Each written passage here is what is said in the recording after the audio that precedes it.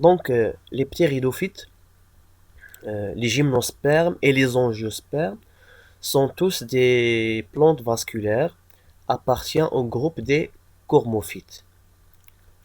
Donc, le passage des ptéridophytes aux angiospermes, il se traduit par des modifications au niveau de différentes structures. D'abord, les ptéridophytes, c'est le groupe des fougères. Par exemple, on a cette espèce, le polypode, Sarkhas al-Khinchar. Donc le polypode appartient au groupe dit ptéridophyte.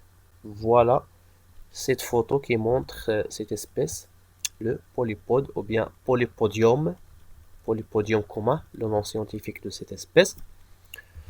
Donc le passage des ptéridophytes vers les angiospermes et se traduit par des modifications au niveau des différentes structures. Par exemple, il y a la réduction de la taille des gamétophytes mâles et femelles. Des ptéridophytes vers les angiospermes, le gamétophyte devient de plus en plus petit. Il y a aussi la non-libération des spores femelles. Donc, lorsqu'il y a formation des spores au niveau du sporophyte, les spores restent au niveau du sporophyte. Donc, ces spores, ils vont germer, ils vont donner les gamétophytes femelles qui va rester inclus dans le sporophyte. Ici, il y a l'apparition de l'ovule parce que au niveau des ptéridophytes, on ne parle pas des ovules. Il n'y a pas d'ovules dans les ptéridophytes. Il y a aussi la phase de dissémination de l'espèce ne sera plus réalisée par les spores, puisque les spores, elles restent inclus dans le sporophyte, donc il n'y a pas de libération des spores, donc la phase de dissémination, l'intishar de l'espèce, elle ne sera plus réalisée par les spores, mais elle est remplacée par une autre stratégie, une autre manière de dissémination qui se fait par l'ovule fécondé ou bien par la graine. Donc voilà, ce tableau, il résume un petit peu les différentes homologies entre les structures de type sporange et gamétophyte depuis le polypode, ça veut dire les ptéridophytes, jusqu'au angiosperme. Donc, pour les sporanges, ça veut dire l'élément qui enferme les cellules mères des spores, donc qui donne naissance aux spores.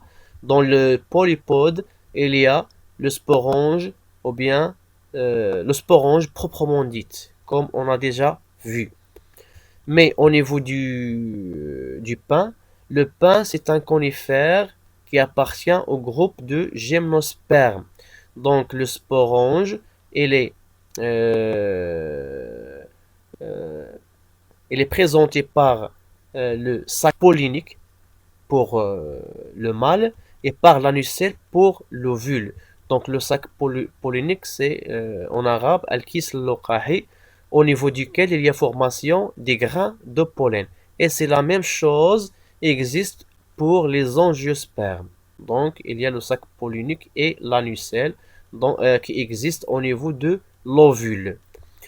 Concernant le gamétophyte, il y a donc le gamétophyte, il est issu du développement du spore. Donc la spore va germer et va donner naissance au gamétophyte. Donc pour le polypode, le gamétophyte c'est un protale bisexué. Ça veut dire bisexué, il enferme les deux organes de reproduction mâle et femelle. Et voilà une structure d'un protale. Donc c'est l'espèce du polypode, donc Sarchas. Donc voilà la protale, donc c'est le gamétophyte. Donc il contient les organes reproducteurs mâles et femelles. Ok. Donc voilà ici le sporange. Donc ça c'est le sporophyte, voilà, le sporophyte. Donc, il contient des organes reproducteurs tels que les sporanges, au niveau desquels il y a formation des spores, la libération des spores qui va donner naissance au gamétophyte, qui est un protal bisexué. Donc, au niveau de ce gamétophyte, il y a le gamète, il y a la formation des gamètes mâles au niveau des anthériidés, le gamétange mâle, et il y a formation de l'oosphère, c'est le gamète femelle, au niveau du gamétange femelle qui est l'archigone. Puis il y a la fécondation qui va donner naissance à la zygote, au zygote, à deuxième chromosome. Donc la germination ou bien la multiplication du zygote va donner naissance au sporophyte à deuxième chromosome. Donc on a dit que le gamétophyte du polypode c'est un protal bisexué. Alors pour le pain qui est un gymnosperme, c'est un microgamétophyte qui est le grain de pollen. Et pour la femelle, c'est un macrogamétophyte qui est appelé endosperme. Pour les angiospermes, pour le microgamétophyte, c'est toujours le grain de pollen, mais pour le macrogamétophyte, pour la femelle, c'est le sac embryonnaire. Et merci pour votre attention.